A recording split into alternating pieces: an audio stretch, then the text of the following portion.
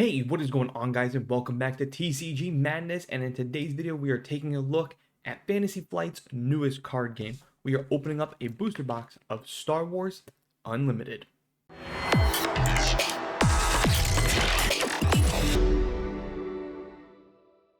All right, you guys, we are all set for this very first booster box opening of Star Wars Unlimited here on this channel. And I do want to go ahead and say too, my apologies for not making videos. I am just now finally getting over a 2-week flu battle, so I am back, I'm feeling better. And if there are a little more edits in this video than usual, that's because I'm just coughing a lot. So you may see a little more edits than usual. I apologize for that.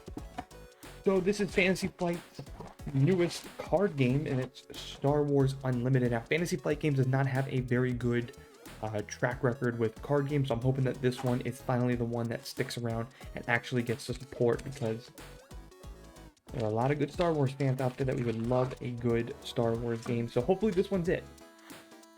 So you get, of course, a leader. Pretty common there. We'll go ahead and put the leaders, and we get a base. Right, I'll go ahead and put those two cards off to the side. All right, here we go. Looking for some good stuff here. So we got some Strike True, System Patrol. And there's a lot of cards in here. You get 16 cards a pack. Oh, nice little hyperspace card there. Force Throw. And this card game is, you know, so far, so good. Nice little rare. And, ooh, a little bit of foil magic right there. Now, I will say this much, too. Their foils are really, really good for Fantasy Flight games. You know, one thing I've noticed for a lot of these new card games is that their foiling is just really not that good. This one actually has some really good foiling. All right, let's go ahead and move on to the next pack. So I'm not a huge fan of the paper, and I'm not a huge fan of this too. I wish they kind of put these two at the back. So we get Chewie and a Swamp. We'll go ahead and put those off the side over here this time. All right, come on, looking for something good. Big hitter, big money. Let's see, restock. This is something too I'm very interested in and definitely playing. I played a lot of this so far. Nice little rare and a rare Chopper. One of the big reasons that kind of drew me into this game is obviously it's Star Wars, and my wife is a die-hard Star Wars fan. So I figured this might be a really good card game for us to play, and so far she does enjoy it. So this is definitely a card game.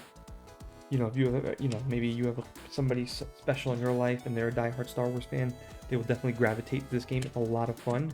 And there's also new formats. So you already get a new format to play this game, which is excellent, which is something I've been preaching a lot. I do think these card games definitely need more formats. The only thing that's a little disappointing is there's not a lot of product. It seems like we're kind of like getting away from the whole Emperor Palpatine. Seems like we're getting away from exterior product, unless it's like Magic the Gathering, Pokemon, or Yu-Gi-Oh! And it just seems like for everybody else, there's just booster box, starter decks, and that's it. And these are called hyperspace cards. They got like the little borderless. You can see all the like the hyperspace, you know, flying by fast. Pretty cool. Nothing crazy. Ooh, our first legendary. You can see the legendary mark right there. Is a Devastator. This is a space unit, and we get a foil. Prepare for takeoff. So, and I will say too, there are some very big hitters in this card game so far. So, nice little pull there. Booster boxes are pretty cheap currently. They usually can go for, about $100. I've seen them as low as $88, $85 if you're very, very lucky. I think currently they're sitting right around that $92 range on TCG Player, which is, you know, that's fine. One thing I would like to see too from a lot of other card games is I do wish all card games had a digital version going forward. It does kind of seem like we are leaning towards that way, especially with Dragon Ball Fusion World. Dragon Ball Fusion World has its digital format, as we get Leia and a Chopper base. Alliance X-Wing. So you can see too, you get one booster box, you get a lot of packs, a lot of cards. 16 cards per pack, which is really good. Ooh, I like that Precision Fire. Nice hyperspace. Good artwork on that one. A Fifth Brother, a Yoda. Nice. Sneak Attack, and a common Echo Base Defender foil. So like I was alluding to earlier, the Dragon Ball Fusion World kind of, you know, opening up the door for digital play, which I think is something that A lot of these card games need to all start doing, like every single card game needs to do now, because we are living in a golden era of card games where there are so many card games. It's time to, you know, nice comment there, Hyperspace Foil. I think it's time for every card game to have its own digital version, because honestly, just at this point, can't keep up. My wallet can't hold on much longer. Nice Chewbacca. So hopefully we start, you know, since we are heading into that golden era of card games, there are so many card games now. Hopefully we do eventually get a digital version for every card game. This way too, you know, if you ever want to skip a set, you know, you ever want to just say, you know, hey, listen, I'm just hopping out of this game, I'm just going to play digitally, we can get that. The force is with me. So far, we only pulled one legendary. I believe you get about four a box.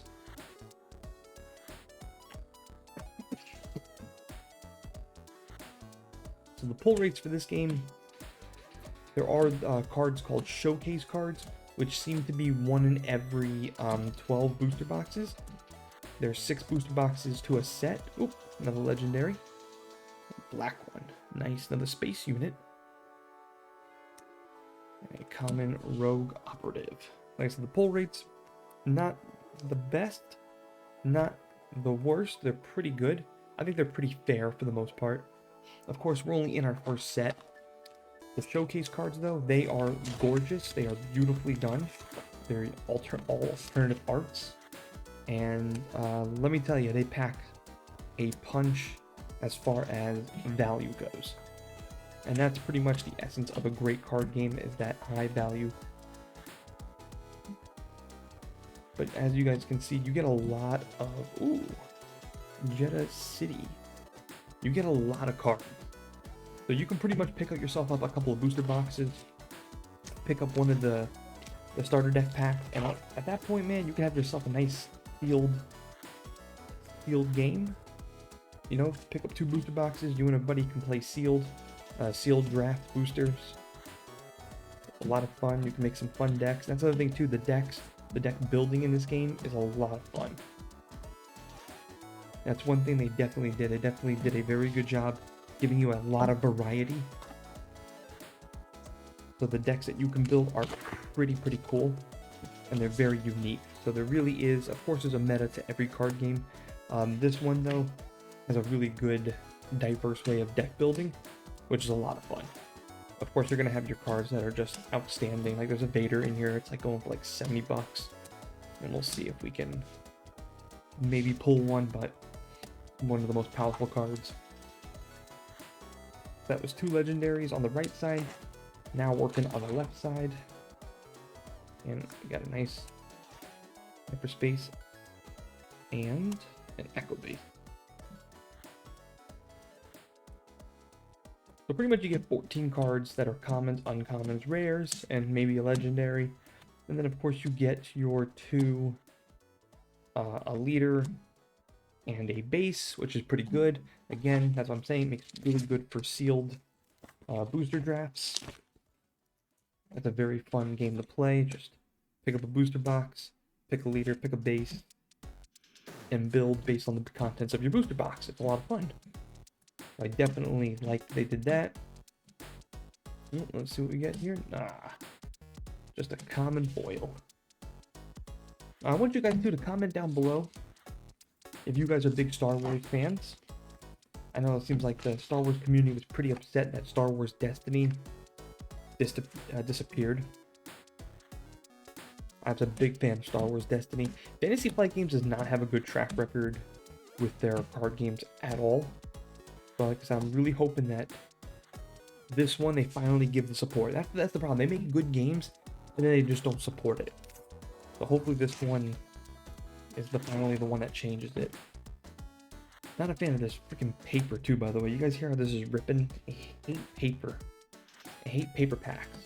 Not a fan of that at all. Give me my regular plastic. Uncommon. Ooh, Force Choke. Uncommon. Treacherous. And an uncommon Burrito foil hyperspace. Pretty good. Really like their foiling. Foiling pretty good. Pretty solid. Let's see. Hopefully we can get one more legendary. Let's see, common, uncommon. Ooh, nice Bosk. Haven't seen him yet. Relentless and Cantina. You can play this game too on Tabletop Simulator too, so if you were looking to play digital, that's a good way of playing digital, is to do Tabletop Simulator. Not the most optimized way, but hey, it gets the job done. Uncommon and a rare, and an uncommon foil Yoda. So we are coming down to the last 5 or 6 packs here. Really hoping to pull. Ooh, Catacombs. See if we can get at least 2 more legendaries. I don't think we're going to get a showcase card in this box. But that's okay. And if you guys haven't already, please do me a big favor. Hit that like button for me. I really do appreciate that. Happy to be back making some videos for you guys. Like I said, I took a little bit of a 2-week hiatus just battling the flu. Kind of ran through the whole house with my wife and kids, and then eventually eventually caught up to me. So I took a little bit of a hiatus. Hey, a legendary Avenger. So there is our 3rd legendary. And like I said, if we can get 1 more, that'll give us 4. I think 4 is a good pull rate for legendaries. And a common foil. Alright, there's the leader, there's the base. Let's see. Come on, give me a legendary Vader. Give me the Vader. Show me. Ooh! Keep fighting. And you talk about the foils? You see what I'm talking about? That's a very, very, very good foil. That's a nice hyperspace foil. Good artwork on that one. Really good foil. Good shine. Beautiful looking card. That's one you can definitely put in your deck and really bling it out. Alright. So we got ourselves a Chewie. Castro City. And there's pretty much, as you guys can see, there's 2 type of units. There's the ground units and the air units, or the space units. Rare and a common foil. And the game is pretty easy to freaking understand. I mean, it's not difficult. And that's what I'm saying. That's why I like fantasy flight games. They make good card games. They just don't support it. So I really hope they took a couple of years to develop this game. Hopefully that means they're going to support it. Like I said, we're living in the golden era of card games right now. You know, if your card game can't survive during this era, there's something wrong with you. Alright. We are down to our final pack. Let's see if there's any last pack magic.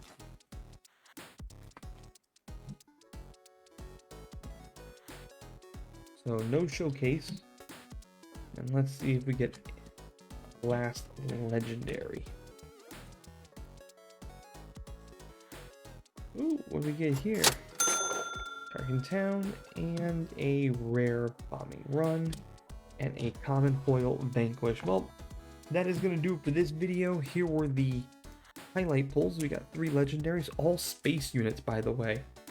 Pretty funny there. So all 3 space units, all 3 legendaries. Let me know what some of your guys' thoughts are about Star Wars Unlimited, and if you think Fantasy Flight Games is going to finally support a card game, and you think this is the one that's going to finally stick around and get the support that it needs, comment down below. Don't forget to hit that like button. If you're new, consider hitting that subscribe button. As always, thanks for watching, thanks for listening. I'll see you guys next time.